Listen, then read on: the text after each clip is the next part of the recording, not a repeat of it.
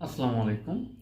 আজকে কথা বলবো যারা প্রথমবারের মতো এবার বিসিএস প্রিলিমিনারি পরীক্ষা দিবেন এবং যারা এক দুইবার ইতিমধ্যে পরীক্ষা দিয়ে উত্তীর্ণ হতে পারেন নাই তাদের জন্য আজকের ভিডিওটা। পরীক্ষার হলে আমাদের আসলে কি করণীয়, আমরা কি কারণে সাধারণত প্রিলি পরীক্ষায় ফেল করি। ফেল করি বলতে সমষ্টিক অর্থে ব্যবহার করতেছি বিষয়টা। আমি আমার 5বার প্রিলি দেওয়ার অভিজ্ঞতায় বলতেছি যে আসলে ফেল করার কয়েকটি কারণ থাকে।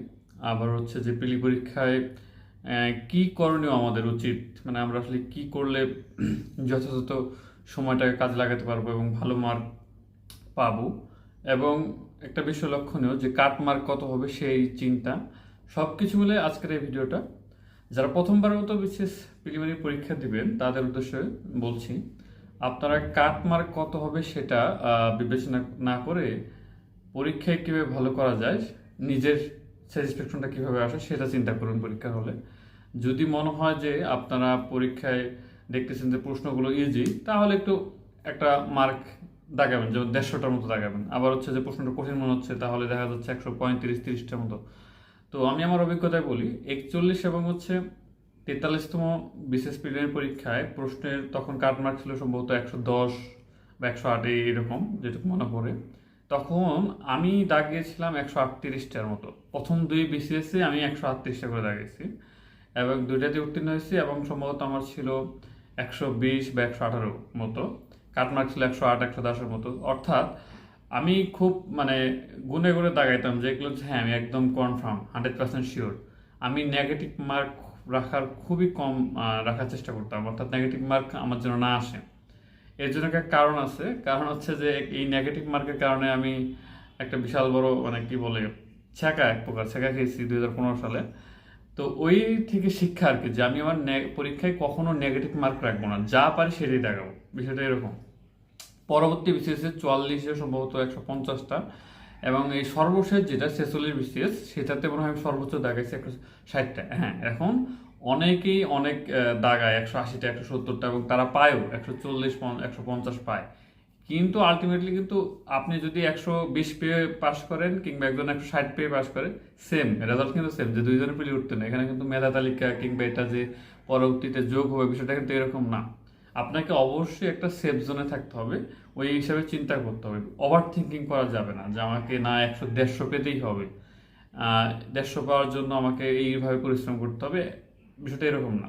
আপনাকে একটা নির্দিষ্ট মার্ক, যে হ্যাঁ এই স্ট্যান্ডার্ড মার্কে এরকম হতে পারে প্রশ্নর মান দেখেই। আর যখন আপনারা পরীক্ষার হলে যাবেন তার আগে প্রিপারেশনটা বলি। পরীক্ষা হলে যাওয়ার আগে অবশ্যই অ্যাডমিটটা চেক করে নেবেন যে আসলে কোন বিসিএসের অ্যাডমিট নিয়ে যাচ্ছেন, কারণ অনেকের অ্যাপ্লাই তো অনেকটা থাকে, দেখা যায় আগের বিসিএসের অ্যাডমিটটি অনেকে নিয়ে যায় হঠাৎ করে ভুল করে। পরীক্ষার হলে কিন্তু সেই সুযোগ থাকবে না যে আপনি ব্যাগ এসে আবার সেটা নিয়ে যাওয়ার। তারপর আপনার অ্যাডমিট কার্ডটা অবশ্যই চেক করা। তারপর কমপক্ষে 2টা কলম নেওয়া, 3টা নিয়ে যাবেন, কমপক্ষে 2টা নিয়ে যাবেন।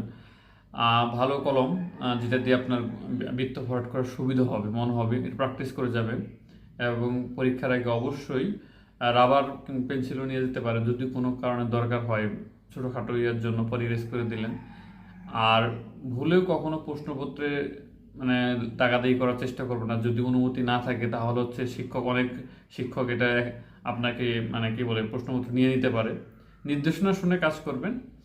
আর অনেক পরীক্ষার দেখা যাচ্ছে গার্ডটা স্কুল ভেরি করে, স্যারদের মন মানসিকতা ভেরি করে, বিষয়টা হয়। এই জন্য ওয়েমার কখনোই ওয়েমারের নিজের রেজিস্ট্রেশন নাম্বার পূরণ করতে বা প্রশ্নপত্রের নাম্বার যে সেটগুলো আছে সেই সেটগুলো পূরণ করার সময় কখনোই ভুল করবেন না।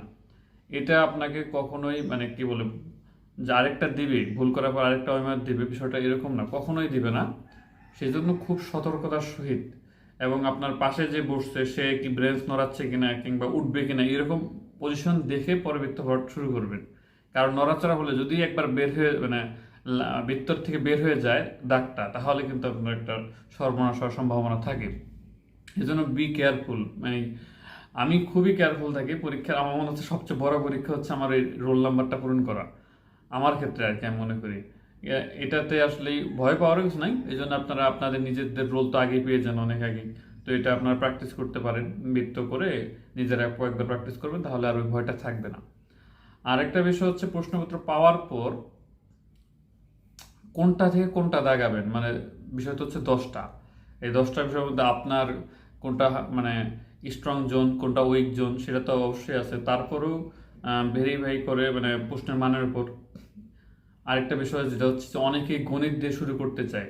কখনোই গণিত দিয়ে শুরু করা যাবে না। আপনার যদি গণিতের ছাত্র হয়ে থাকেন, আমার মতে কখনোই গণিতে হাত দেওয়া যাবে না। গণিত হচ্ছে সবার শেষে, গণিত এবং মানসিক দক্ষতা। কারণ এই দুইটা বিষয় একটা সহজ, মনে করেন গণিতে 15 মার্ক কিংবা মানসিক দক্ষতা 15 মার্ক, আপনি মানসিক দক্ষতা হলো 12টা দাগাইছেন, ভালো কথা, একদম পাইছেন, কোনো সমস্যা নাই। কিন্তু ওই তিনটা দেখা গেলো, তিনটা করতে যে এর থেকে এ ছোট, এর থেকে এর বড়, এই যে একটা বিষয়, সেটা আপনার মাথা মানে ঘুরিয়ে দিবে, ঠিক আছে? তাহলে এই মাথার মধ্যে একটা কিছু আনলে বা মাথায় যদি কাজ না করে, দেখা গেলো একটা শর্টকাট মানে ছোট ছোট্ট আপনার সূত্র মনে নেই, ওটা নিয়ে আপনার মাথা কিন্তু গরম হয়ে যায়। কিন্তু পরীক্ষার হল মাথা গরম করার জায়গা না। আপনার মাথা ঠান্ডা যত থাকবে তত ভালো করবেন। একবার যদি মাথা গরম হয়ে যায়, তখন আপনার পরীক্ষায় পাশ করার সম্ভাবনা খুবই কম। এই জন্য গণিত এবং মানসিক দক্ষতা যতই সহজ হোক, আপনাকে ওটা পরে দাগাইতে হবে, একদম শেষে, সবগুলো দাগানোর পর। আমি সাধারণত শুরু করি, আগে প্রশ্নপত্র দেখি শুরুটা কি, শুরু যদি ভালো না লাগে, এমন হয়েছে যে আমি শেষ থেকে শুরু করি, একদম 200 নাম্বার থেকে। তারপরও বেশিরভাগ ক্ষেত্রে দেখা যায় আমার জন্য বাংলাদেশটা আমি শুরু করি। কারণ বাংলাদেশ এমন একটা বিষয়, আপনার 30টা প্রশ্নের মধ্যে আপনি দেখবেন যতই কঠিন হোক, কিছু জিনিস এমন একটা বিষয় যে আপনি ছোটবেলা থেকেই পড়ে আসতেছেন। যেমন হচ্ছে যে বাংলাদেশের রাজধানী ঢাকা, উত্তর ঢাকা না দক্ষিণ ঢাকা, বিষয় এই জাতীয় কিছু প্রশ্ন থাকবে। তো এই জন্য এটা আমি মনে করি আমার একটা জায়গা, যে হ্যাঁ বাংলাদেশ দেখাবো। তারপর আমি দাগাই সাধারণত ইংলিশ লিটারেচার। কারণ লিটারেচার একটা বিষয়, আপনার যা মেমোরাইজ করা আছে অর্থাৎ মুখস্থ আছে, সেটা কিন্তু ওই বিভিন্ন মানে পরীক্ষা প্রশ্ন, অন্যান্য সাবজেক্ট দাগানোর পরে কি মাথায় হয়ে যেতে পারে, মানে একটু মেজাল সমস্যা হতে পারে। এই জন্য আমি করি কি, বাংলাদেশ দাগানোর পর সাধারণত ইংলিশ লিটারে চলে যাই। যে আবার যে কটা মুখস্থ আছে, দেখা যাচ্ছে যে 15টা আমাদের তো 8টা 10টা কমন পাওয়া যায়, হোপ এখানে তো নেগেটিভ পাওয়ার কোনো সম্ভাবনাই নেই, ওটা দাগিয়ে ফেলি। তারপরে ধীরে ধীরে ধীরে যেটা যেটা মনে হয় বাংলা সিরিয়াল, তখন সিরিয়াল মেনটেন করার চেষ্টা করি, যে হ্যাঁ প্রথম দিকে আসি। আরেকটা বিষয়, প্রশ্নপত্রে যখন আপনি করবেন, একটা ছোটো করে দাগ দিয়ে নিতে পারেন যে হ্যাঁ এটা আমি 50-50, তো কি করবো, এটা কি দাগাবো কি দাগাবো না। আপনার প্রথমত হচ্ছে আপনি যেগুলো একবার 100% শিওর সেগুলো দাগাবেন প্রথম সিরিয়ালে। 100% শিওর হতে পারে, এমন হতে পারে যে 90টা হয়েছে কিংবা 100টা হয়েছে। তারপরে যে আপনি পারেন না, বিষয়টা এমন না। আপনার 50-50 গুলো আলাদা করুন। আরেকটা বিষয়, যে যেগুলো একদম পারেন না সেগুলো ছোট করে ক্রস দিয়ে রাখতে পারেন, যে এটা আমি পারি না, এটা আমি হাতেই দিব না। তাহলে হবে কি, আপনি যখন রিভিশন পার্টে আসবেন বা সেকেন্ড টাইম যখন আবার উপর থেকে দাগাতে আসবেন প্রথম থেকে, তখন যেটা পারেন না ওটা তো বাদ, ওটাতে আর চোখ বোলানোর দরকার নেই, ওটা একদম বাদ। আপনি পারেন না মানে কি, 90% লোকও পারে না, মানে বিষয়টা হয়তো এমন হতে পারে ওটা আপনার জানা নেই, অনেকেরই জানা নেই। যেমন ধরেন ইংলিশ লিটারেচার যে বিভিন্ন উক্তি আসে, বিভিন্ন উপন্যাসের এটা সেটা, দুই তিনটা আনকমন থাকি। বাংলা সাহিত্যের সেম কথা, 2-3টা আনকমন থাকবে, ওগুলো কিন্তু আপনি পারবেন না। এমনি আন্দাজে দাগালে ভুল হওয়ার সম্ভাবনা 90%। আর ওই যে বললাম যে 50-50 ওগুলো দাগ দিয়ে নিতে পারেন। তো এই 50-50 গুলো আপনি একটা রেশিও হিসাব করবেন, যে এতগুলো দাগালে আমার এতটা, যেমন 0.50 অর্থাৎ 2টা ভুল হলে কি আপনার 1 মার্ক চলে যাবে। আবার 2টা দাগালে যদি একটা হয়, তাহলে কিন্তু আপনার মার্ক থাকতেছে, হাফ থাকতেছে। বিষয়টা এরকম একটা রেশিও আছে।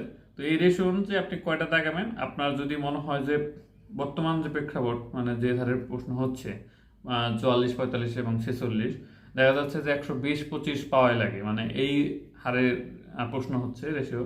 তো আপনার এই লেভেলে যদি আপনি একবারে দাগাতে পারেন প্রথম ধাপে, তাহলে কিন্তু একটা আপনি ভালো পজিশনে আছেন। আর 50, ওই যে 50-50 চান্স যেগুলো, ওগুলো দাগিয়ে যদি আপনি 50-60টার মতো, 150-60টার মতো দাগান, তাহলে একটা ভালো ফলাফল আশাই করা যেতে পারে।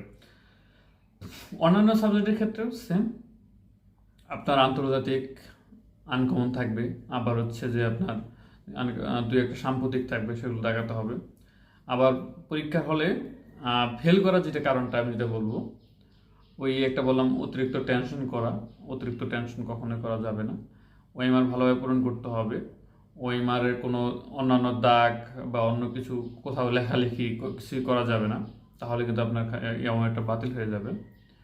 তারপর হচ্ছে পরীক্ষার আগের অতিরিক্ত হাইপার হওয়া যাবে না, সুস্থ সবল থাকা লাগবে। পরীক্ষার রাতে, আগের রাতে যে অনেক পড়াশোনা করে শরীর দুর্বল করে পরীক্ষার হলে কখনোই যাবেন না। সুস্থ সবল মন নিয়ে যেতে হবে পরীক্ষার হলে। আবার আরেকটি ধরনের সমস্যা হচ্ছে পরীক্ষার হলে, যেমন আপনার ঢাকার যে সিটগুলো পড়ে সাধারণত অনেক এমনও স্কুল আছে যে খুব চাপাচাপি, বসার মতো পরিস্থিতি খুব খারাপ, লাইট নাই, তারপর হচ্ছে যে ব্রেঞ্চ ভালো না।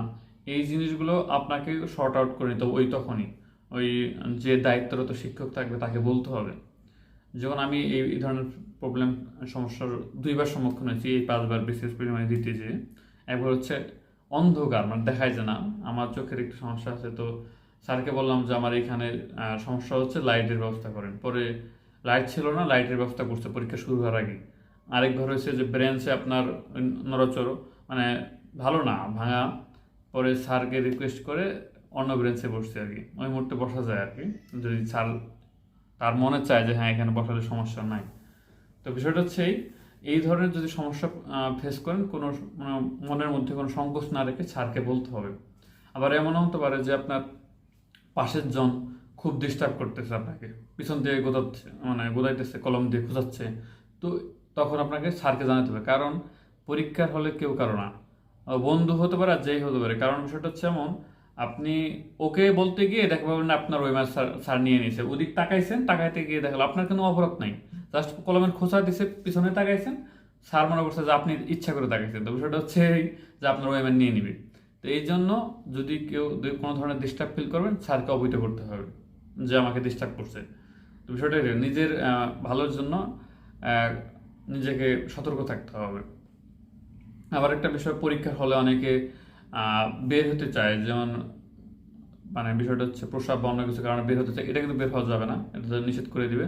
আবার পানি খাওয়ার যে একটা বিষয় থাকে, পানি আপনারা চাইলে দিবে, এবং হচ্ছে আপনার বোতল নিয়ে যেতে পারেন, বোতল নেওয়ার কোনো সমস্যা নেই। এই আর ক্যালকুলেটর, নর্মাল ক্যালকুলেটর নিতে দিবে, কিন্তু সাইন্টিফিক ক্যালকুলেটর নিতে দেয় না। এটা তো হচ্ছে রিটেনে, কোনো প্রকার ক্যালকুলেটর অ্যালাউ না, ঘড়ি অ্যালাউ না। এই জিনিসগুলো সতর্ক থাকবেন, এগুলো নিয়েও যাবেন না, এই আর কি। আর ভালোভাবে মানে বিষয়টা হচ্ছে যে পরীক্ষার আগের মুহূর্তের একটা ঘটনা বলি, সেটা হচ্ছে যে রিভিশনের কিন্তু বিকল্প নাই। আপনি তো এখন পরীক্ষা খুব সন্নিকটে, পরীক্ষার খুব কাছাকাছি এসে বসছে, তো আপনাদেরকে প্রচুর পরিমাণে রিভিশন দিতে হবে। রিভিশন এই জন্যই যে যেগুলো কনফিউশন, ওই কনফিউশন কিছু পাবেন প্রশ্নের মধ্যে, কিছু কনফিউশন যে এটা তো কনফিউশন, ওটাই আসবে। তো এই জন্য একদম ক্লিয়ার হতে হবে, পরীক্ষার আগে ক্লিয়ার হতে হবে কীভাবে, রিভিশন দিয়ে, যে না এটার অ্যান্সার এটি, কিছু ডাটা থাকে এরকম যে এটা না সঠিক, এটা তো বিষয়টা, এই বিষয়গুলো ক্লিয়ার হতে হবে।